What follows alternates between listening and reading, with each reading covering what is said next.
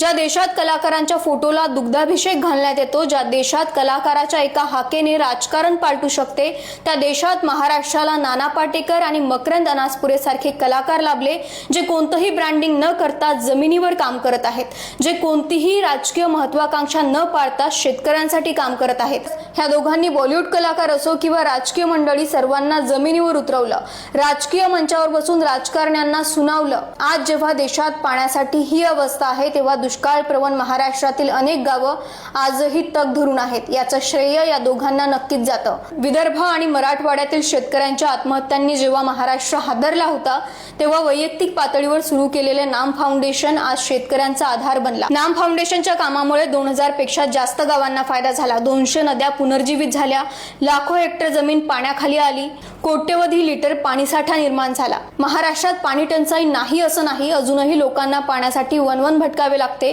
पण जिथे माणसांची तहान भागते तो थेंब साठवण्यासाठी या दोन कलाकारांचे योगदान लाख मोलाचे आहे।